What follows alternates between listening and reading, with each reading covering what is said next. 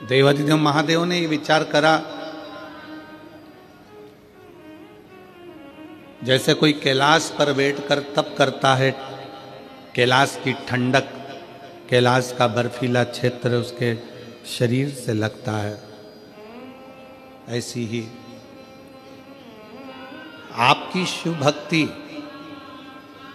कोहरे में, ठंड में, और ठंड भी भयंकर ठंड में आप इतने प्रेम से रात भर भगवान की कथा का इंतजार कर रहे हो, यह आपका अखंड तप है, आपका अखंड है।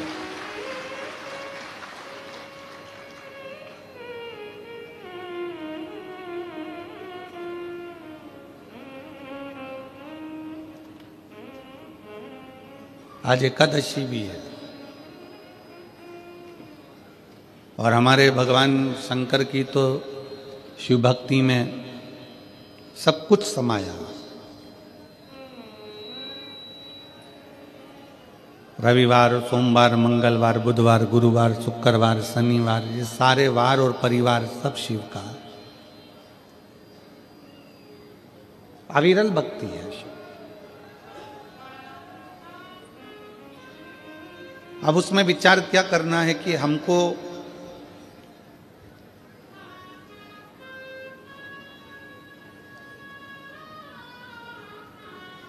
हमारे जजमान लोग पूछते हैं, गुरुजी हम 5 दिन 7 दिन कथा सुनेंगे तो हम उपवास रखें?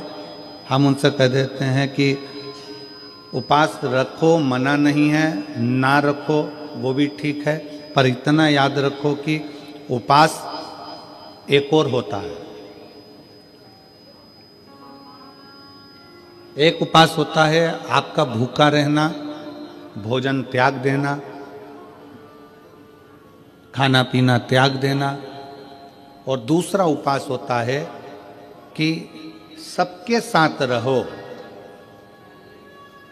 भोजन भी करो, मना नहीं, पर दूसरा उपवास है किसी का दिल मत दुखाओ। ये सबसे बड़ा उपवास।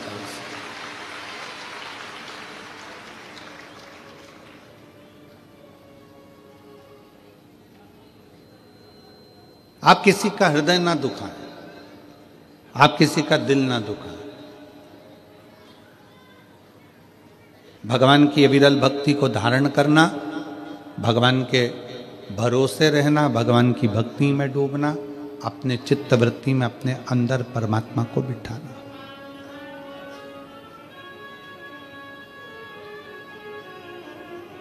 ठंड पड़ती है, कम्बल, रात को आप लोग रजाई कम्बल ओढ़कर सोते हो, पूरी रात रजाई कम्बल की और तुम्हारी लड़ाई होती रहती है कि हवा कहां से अंदर घुस रही है। बोलो सही है कि गलत है? पूरी रात तुम्हारी लड़ाई कम्बल से, रजाई से होती रहती है। इधर से दबाओ तो इधर से हवा, इधर से दबाओ तो इधर से, सिर के पाँव से, हाथ से, और सब दूर से दबा लो फिर भी समझ में नहीं आता कि हवा अंदर से आ कहां से रही है। पूरी रात की लड़ाई, इतना कम्बल से दबाने के बाद भी हवा अंदर घुस रही है तो तुम्हें अंदाजा लग जाता है। आधी रात को नींद खुल जाती है और तुम उधर से हवा आने लगती है तो उधर से दबा लेते।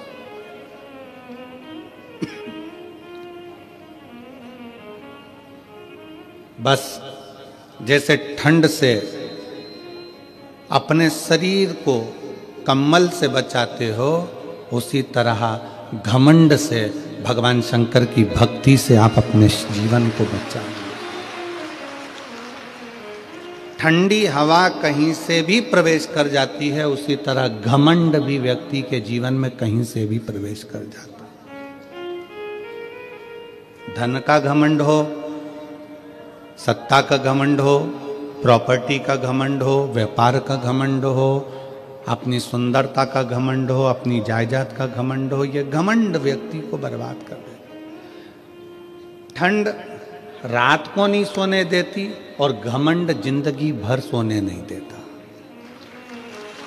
जीवन भर नहीं सोने।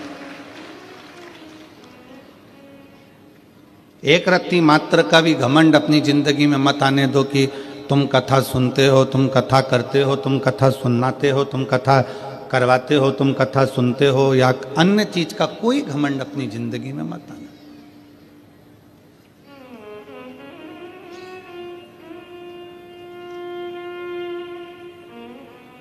शंकर भगवान के मंदिर में जब भी जाते हैं अपन,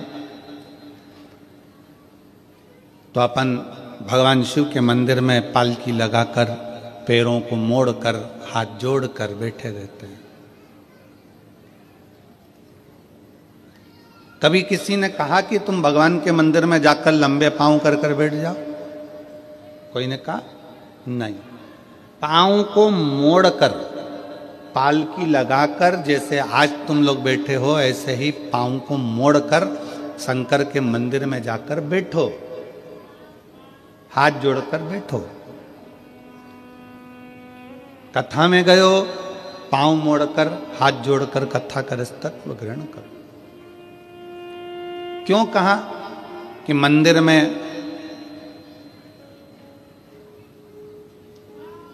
कभी भी अपने पांव लंबे कर कर नहीं बैठना, पांव मोड़कर बैठना। पांव मोड़ने से मतलब है कि मंदिर में जब भी जाना, भगवान के पास जब भी जाना, कथा में जब भी जाना, तो अपने दिल को संसार से मोड़कर परमात्मा के पास लेकर बैठना, तो परमात्मा मिल सकता।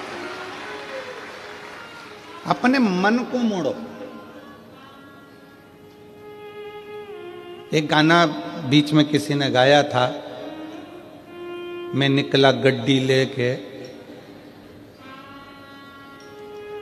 रास्ते में एक मोड़ आया और उत्ते दिल छोड़ आया।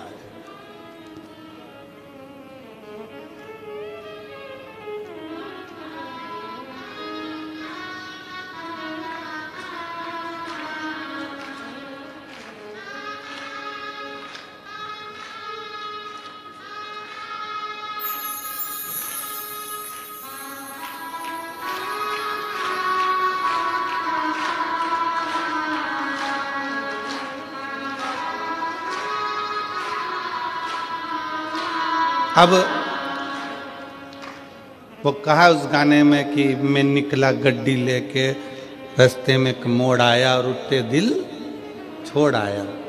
बस भगवान के पास पहुंचने में, परमात्मा के चरणों में पहुंचने में, कथा में पहुंचने पर जब पाँव को मोड़ कर बैठो, तो वहां पर भगवान के सामने संसार को थोड़ा सा मोड़कर, संसार से मुख मोड़कर परमात्मा की ओर जब मुख मोड़ोगे, परमात्मा की ओर मुख करोगे, तो उत्थे दिल अपने आप छूट ही जाता है। परमात्मा की भक्ति में दिल छूटे।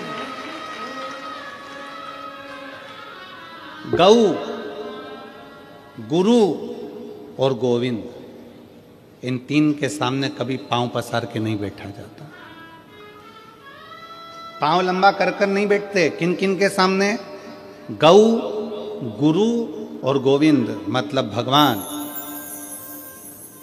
गाय माता खड़ी है, आप पांव पसार कर कभी ना बैठे।